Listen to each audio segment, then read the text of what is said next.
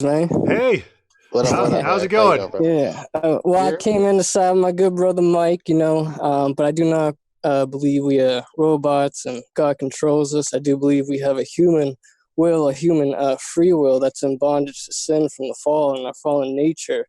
As Jesus says, you are a slave. A slave, whoever commits sin is a slave.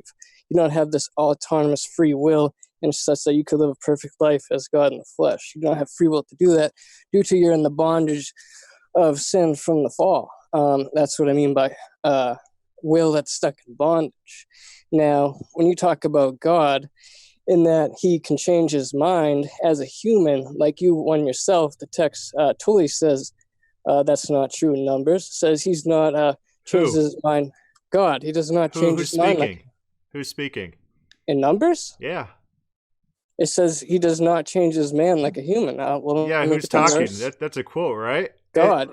Yeah, all scripture is God's breath, right? Let's hope it's not a false prophet talking when he says that. Let's hope Because it's not. you got to know the context and the whole thing before you start saying a sentence and leaving it at that. That's Balaam talking. Well, hold on, I'm Right. talking. Hold on, bro. Hold on, you guys. Real quick, Chris, if you can, grab the text and put it up before you, so it can be right there if you can. That way they can see what it's saying. All right.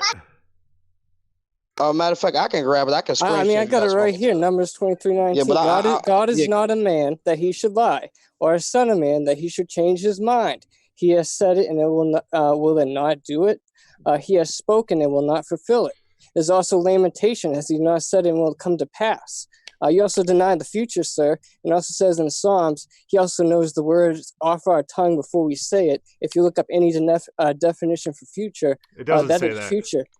Psalms clearly says he knows off our lips before we say it. Want to bet? We know these passages here, brother. We know these passages. You talk about, we read the text literal. So hold on. You guys keep saying you take the text hold on, literal.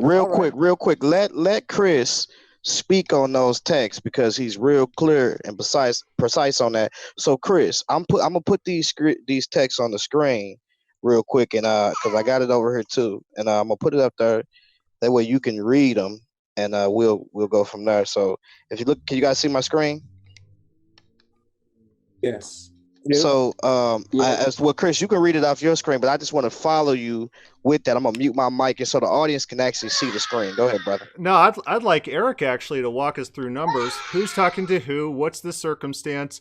What's going on in the text? It's his proof text. Does he know the context of his proof text, Eric? Yeah, it's clearly speaking about God. Who's talking? God. Who's talking?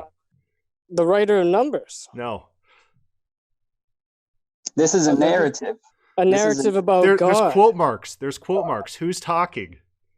You don't know your proof text. You don't know the context of your proof text. Is that what you guys going to do here? That this isn't talking about God when it says God? All right, I'll get my study Bible and get the context to it. That's not talking about the God of the Bible when it clearly says God does not change his mind like a human. He also Who is talking?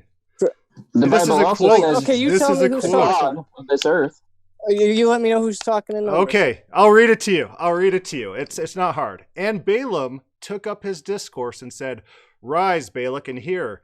Give ear to me, O son of Zippor. God is not a man that he should lie, nor son of man that he should change his mind." It's Balaam talking. Balaam is talking. Okay. You didn't know your context. And he's talking about who? Who's he talking about? He's talking about Yahweh. Thank you. Who is Balaam? Who is Thank Balaam? You don't know who Balaam is. Who is Balaam talking about? Who is Balaam? Balaam was the prophet. He's a false prophet. Is it about God or not? He's a bad prophet who's killed. Is this a false statement about God? He wasn't a bad prophet until he disobeyed. What does it mean?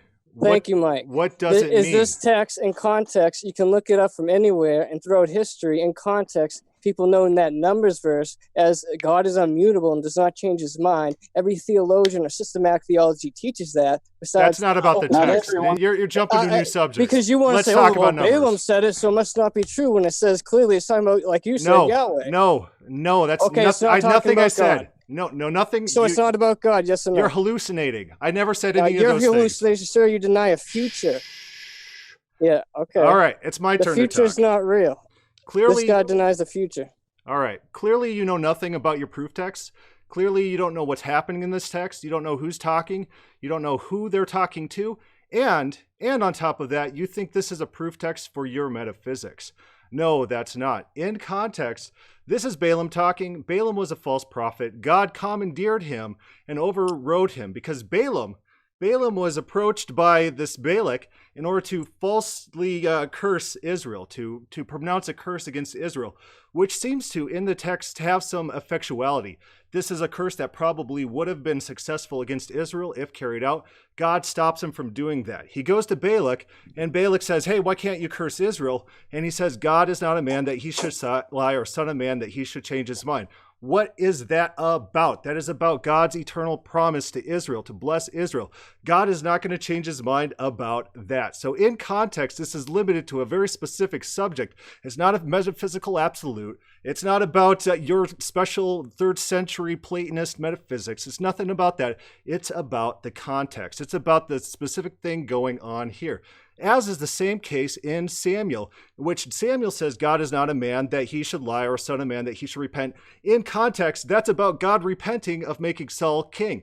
It's specifically limited to context because in 1 Samuel 15, it says twice, God says it and the narrator says it, that God repents. What you do, though, is you take these little clips, you take them from people you don't even know who's talking, you don't know the context, and you say, oh, Balaam, of course, is speaking my metaphysics, and of course that overrides what God says about himself and what the text says about itself.